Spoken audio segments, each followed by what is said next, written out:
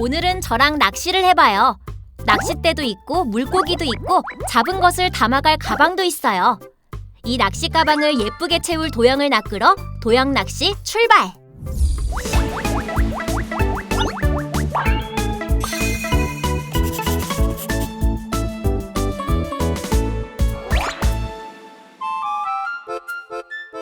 이곳에는 여러분을 위한 낚싯대가 준비되어 있어요. 이 낚싯대로 도형을 낚아봐요.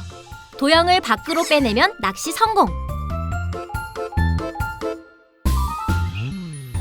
중간에 떨어뜨리지 않고 통 밖으로 꺼내려면 낚싯대 끝을 어디에 갖다 대야 할까요? 잘 생각하고 빼내보세요. 그런데 낚시가 자꾸 중간에 떨어진다고요? 제가 그런 친구들을 위해 잘 잡는 방법을 알려줄게요. 도형을 낚시로 낚아 올리려면 각 도형의 가운데 부분에 갖다 대야 중간에 떨어지지 않아요. 왜 한가운데다 대면 물고기가 떨어지지 않는 걸까요? 거기에도 수학의 원리가 있답니다. 원에서 가운데를 중심이라고 해요. 그러면 원이 아닌 도형에서 이 지점을 무엇이라고 하나요? 원이 아닌 경우는 무게중심이라고 합니다. 실제로는 무게중심인 점이 아니고 그 근처라 하더라도 낚아 올리다가 떨어지지는 않아요.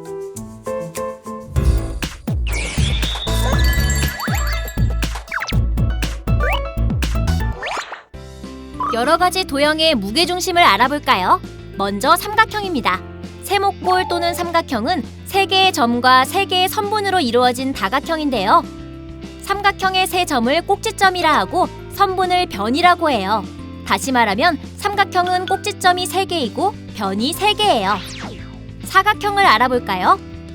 네모꼴 또는 사각형은 4개의 꼭지점과 4개의 변으로 이루어진 다각형이고요. 그러면 육각형은 꼭지점과 변이 몇 개일까요? 맞아요. 육각형은 6개의 꼭지점과 6개의 변으로 이루어졌어요. 그러면 불가사리가 그려진 별 모양은 이름을 뭐라고 하면 좋을까요? 꼭지점이랑 변의 개수를 세어볼까요? 꼭지점이 10개이고 변이 10개니까 십각형이라고 불러야겠네요. 그러면 이 도형들의 무게중심은 어떻게 찾는 걸까요? 먼저 삼각형의 무게중심을 찾아봐요.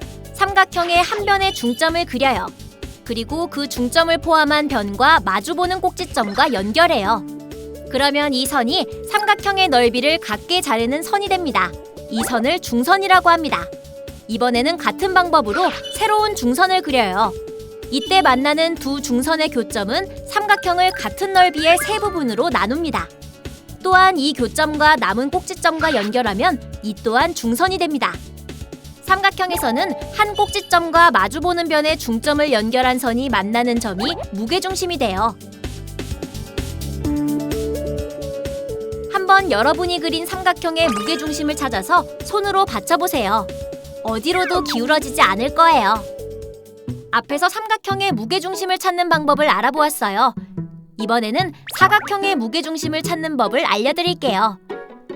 정사각형이나 직사각형의 무게중심은 대각선을 그려서 만나는 지점을 찾으면 돼요. 그러면 일반 사각형의 무게중심을 어떻게 찾을 수 있을까요? 네, 삼각형의 무게중심을 이용하면 됩니다. 먼저 하나의 사각형을 대각선을 그려 2개의 삼각형으로 나누어요.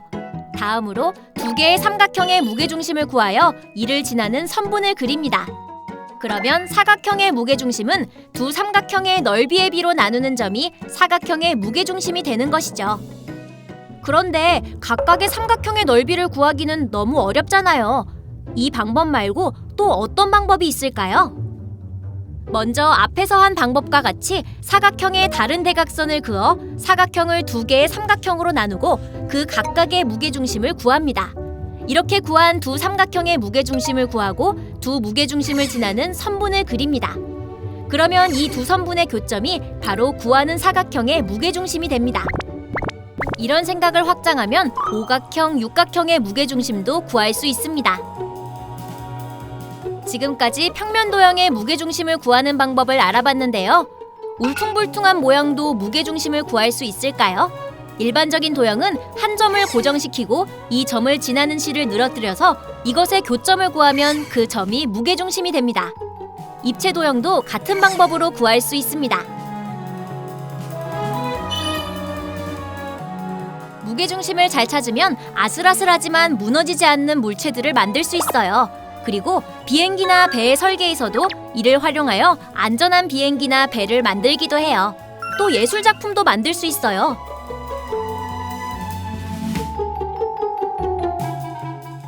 오늘의 체험은 어떠셨나요? 친구들과 누가 손가락으로 물건을 오래 들고 있나 게임도 해보세요. 무게중심을 잘 찾는 사람이 이길 거예요.